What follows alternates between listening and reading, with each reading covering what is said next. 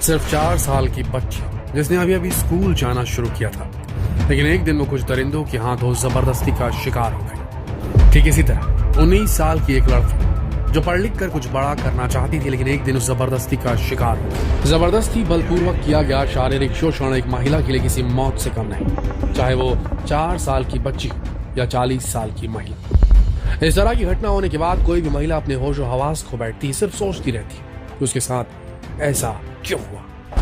लेकिन इसके बाद अगर वो न्याय मांगने के लिए कानून का दरवाजा खटखटाती तो उसे ऐसी तकलीफ से गुजरना पड़ता है जो उसके लिए दूसरी बार किसी जबरदस्ती से कम नहीं होती। पीड़िता को अपनी बात साबित करने के लिए ऐसे ऐसे मेडिकल टेस्ट से गुजरना पड़ता है जो अपने आप में किसी बेइज्जती, बेशर्मी, बेहयाई, जबरदस्ती से कम नहीं होता। आज के इस वीडियो में हम आपको बताएंगे जबरदस्ती का जांच देखिए हॉस्पिटल में कैसे होती है, जानकर चौंक जाएंगे आप। जब किसी की हवस का शिकार हुई लड़की अपने हक के लिए, अपने आप के लिए कानून का दरवाजा खटखटाती तो उसे एक ऐसी प्रक्रिया से गुजरना पड़ता है जो अपने आप में किसी शारीरिक शोषण से कम नहीं होता। लेकिन सबसे बड़ी बात यह है कि कई बार ऐसे हादसों की रिपोर्ट दर्ज ही नहीं की जाती। कुछ लोग अपनी सामाजिक प्रतिष्ठा बचाने के लिए इस हादसे को दबा देते हैं। बेटी की बेइज्जती हो जाएगी, कौन शादी करेगा उसके साथ, इसीलिए कई लोग नहीं बताते। ऐसे लोग सामाजिक दबाव के चलते अदालत का दरवाजा नहीं खटखटाते तो कुछ अमीरों के पैरों तले कुचल दिए जाते हैं, रईस जादे कर देते हैं ऐसी हरकतें गरीब लोगों के लड़कियों के साथ, और उसके बाद पैसे मुंह में भर के उनके मुंह को बंद कर दिया जाता है।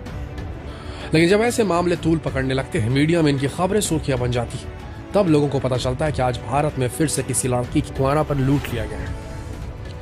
इसके बाद उस लड़की के लिए दर्द का वो सिलसिला शुरू हो जाता है जो अपने आप और हमारे लिए कल्पना से परे है।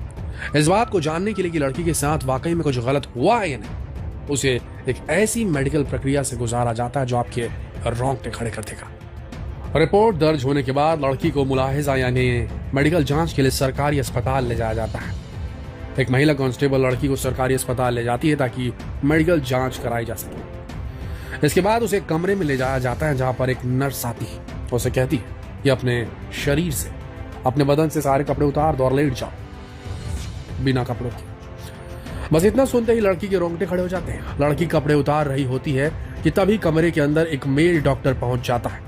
उसे देखकर लड़की सकपका जाती है, लेकिन अब वो करे भी तो क्या करे। वो कानून की ऐसी प्रक्रिया में फंस चुकी है जहां से बाहर निकलना मुश्किल है। उसे अगर अपने दरिंदों को, जिन्होंने उसके साथ जबरदस्ती की है, उनसे बदला लेना है तो उसे इस प्रक्रिया से गुजरना पड़ेगा। अपने शरीर को 50 बार अनजान मर्दों के सामने, अनजान मेल डॉक्टर के सामने अपने शरीर को दिखाना पड़ेगा। ये कहां से सही है बताइए। पर ये होता था एक समय में, अब उतना नहीं होता। अब लड़की चाहे तो ऑप्ट कर सकती है कि फीमेल डॉक्टर चाहिए मुलाहिजे के लिए, लेकिन फिर भी अपने शरीर को बार बार चेक कराना कि हाँ इसके साथ हुआ है कि नहीं, बड़ी बात है दोस्तों। लड़की मेल डॉक्टर को अगर देखती गलती से मेल डॉक्टर मिल गया, उसे कोई और मौजूद नहीं रहा, तो उसे मेल डॉक्टर से ही चेक कराना पड़ेगा। क्या करेगा? यहाँ तो हमारे भारत में ऐसे भी डॉक्टर्स की कमी होती है। अब वो करे भी तो क्या करे, अपनी मेडिकल जांच तो करवानी पड़ेगी, क्योंकि अगर वो मना करती तो लोग उसे ही दोष देंगे। मजबूर होकर वो इस जांच को करवाती है। लेटने के बाद डॉक्टर ग्लव्स पहनता है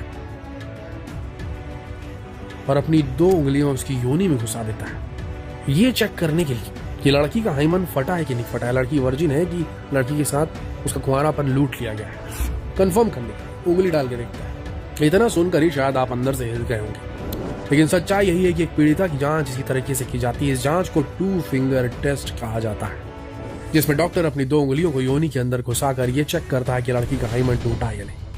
हाइमन जो लड़की का कौमार्य होता है, लेकिन सही मायने में कहा जाए तो ये तरीका बिल्कुल भी साइंटिफिक नहीं है, क्योंकि लड़कियों का हाइमन कई बार खेलने कूदने, साइकिल चलाने की वजह से भी ब्रेक हो जाता है।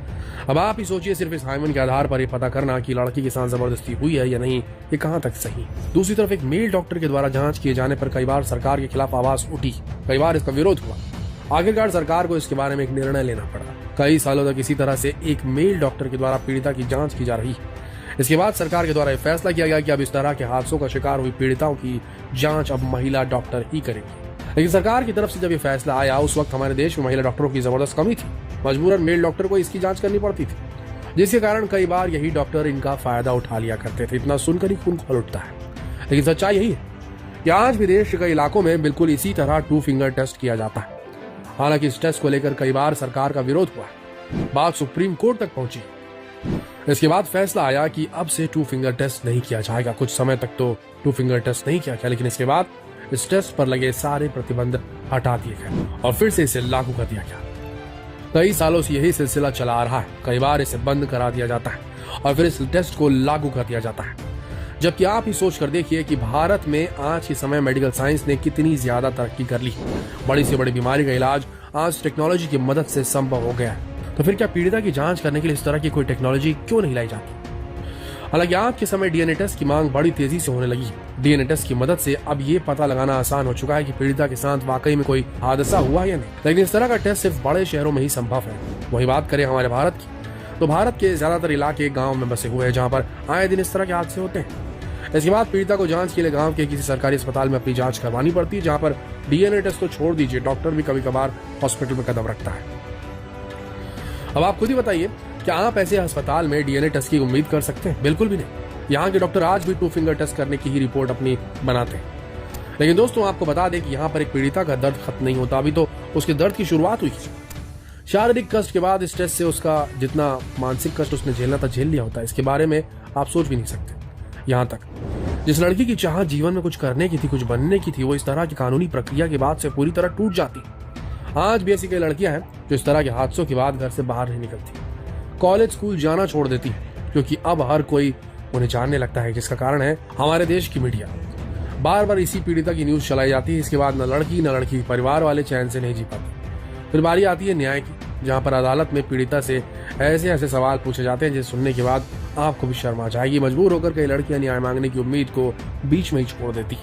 अपराधी साफ साफ बच जाता है। दोस्तों, इस तरह के मामले बहुत हैं। इस वीडियो से आपको इतना तो समझ में आ गया होगा कि एक पीड़िता को किस तरह के दर्द से गुजरना पड़ता है। सामाजिक, शारीरिक, मानसिक, हर तरह का कष्ट एक पीड़िता झेलती है। लेकिन हैरानी तब होती है जब हमारा भारत टेक्नोलॉजी के मामले में इतना आगे बढ़ चुका है, लेकिन जब इस किस्म के हादसे होते हैं तो मेडिकल टेक्नोलॉजी के नाम पर हमारे पास कुछ भी नहीं जिससे हम चेक कर सके। कई बार अपराधी साफ साफ बच जाते हैं, इसके बाद फिर और किसी लड़की की जिंदगी बर्बाद करते हैं। तो क्या लगता है, इन हादसों को रोकने के लिए बेहतरीन टेक्नोलॉजी की जरूरत है, जिससे ये प्रॉपर चेक किया जा सके कि किसके साथ गलत हुआ है और किसने किया है? क्या इस पे जोर नहीं देना चाहिए?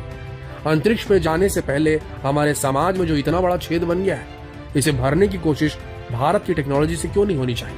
आप ही बताइए, होनी चाहिए कि नहीं होनी चाहिए? कमेंट सेक्शन में जरूर लिखिए और जितना हो सके इस सवाल को खड़ा करने के लिए इस वीडियो को शेयर करें, फेसबुक पर, व्हाट्सएप पर, यूट्यूब पर, ताकि सब सुरक्षित रह सके।